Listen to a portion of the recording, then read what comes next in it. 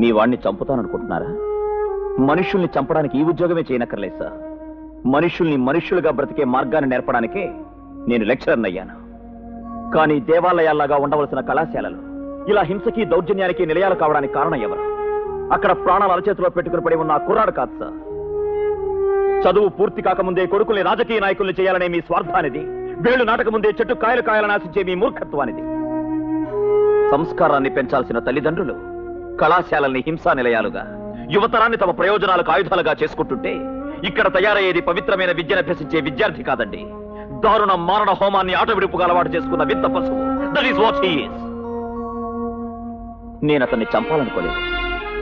నాకు అతని మీద పగలేదు, కోపం లేదు. జాలుంది, సానుభూతి ఉంది.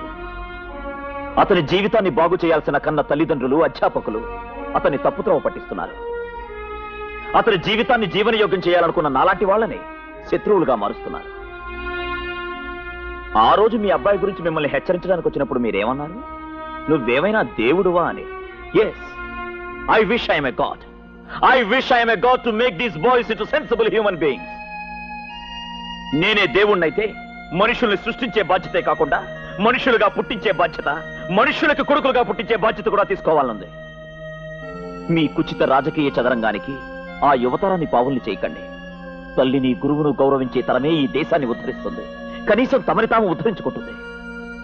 పొట్టకూటిగా ముడిపోయే ప్రిన్సిపాళ్ల నుంచి, అవసరానికి తలవంచే ఉపాధ్యాయుల నుంచి, చదువును వ్యాపారంగా మార్చిన బూర్జువాల నుంచి విద్యని కాపాడండి, విద్యార్థిని కాపాడండి. నా స్నేహితుల్లాగా, తమ్ముళ్లలాగా గుండెకు హత్తుకోవాల్సిన యువతరం మీద కత్తి దూసే దురదృష్టం నుంచి నాలాంటి ఉపాధ్యాయుల్ని కాపాడండి. I'm sorry sir. లెక్చరర్గా చేయకూడని పనులు చేశాను, చెప్పకూడని విషయాలు చాలా చెప్పాను.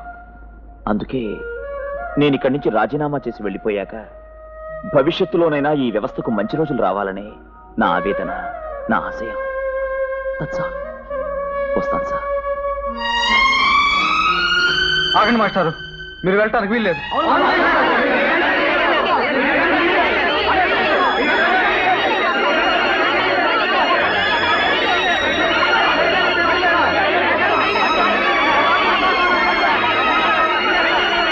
వినయ్ లాంటి వాళ్ళ కోసం మా చదువుల్ని నాశనం చేసుకోలేవు. మీరు వెళితే మేము ఎవరం కాలేజీలో ఉన్నాం సార్. మిస్టర్ విద్యాసాగర్, ఇంతమందిని బాధ పెట్టి మీరు కాలేజీ నుంచి వెళ్ళిపోతారా? మీ కృషి వెనుక ఇన్ని మంచి హృదయాలున్నాయి. వీళ్ళ కోసమైనా వెళ్ళకండి ప్లీజ్. క్షమించండి సార్. గురువుల చెప్పుచేతల్లో శిష్యులుండే వ్యవస్థని మర్చిపోయి శిష్యుల తల్లిదండ్రుల చెప్పుచేతల్లో గురువులు పొట్టపోసుకునే వ్యవస్థలో నేను ఉండలేను sir. I'm sorry. Mister Vidyasagar, పిల్లల అభివృద్ధికి చదువు కావాలి, కానీ నాలాంటి తండ్రులకి పిల్లల్ని ఎలా పెంచితే అభివృద్ధి వస్తుందో నేర్పే చదువు కావాలి.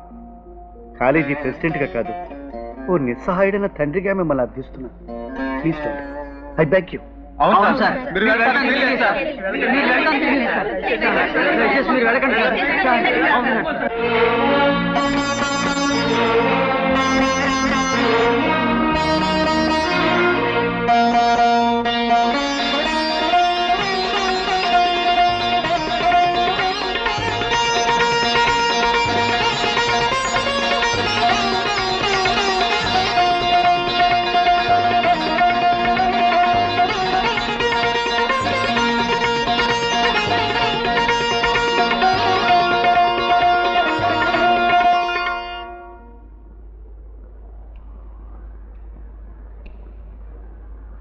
వినయ్, కొన్ని క్షణాల క్రితం అక్కడ నీ గతానికి అంత్యక్రియలు జరిగాయని నువ్వు భావిస్తే నువ్వు వెళ్లాల్సింది అటువైపు రా.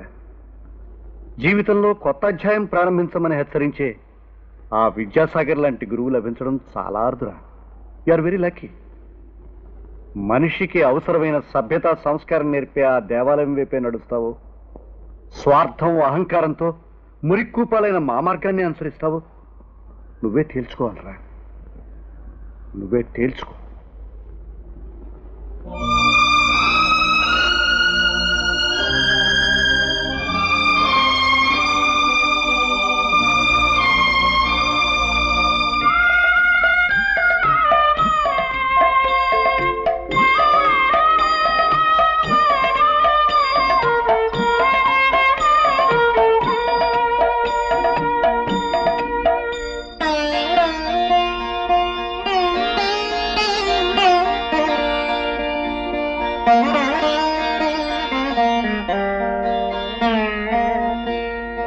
క్షమించండి మాస్టర్, నన్ను క్షమించండి.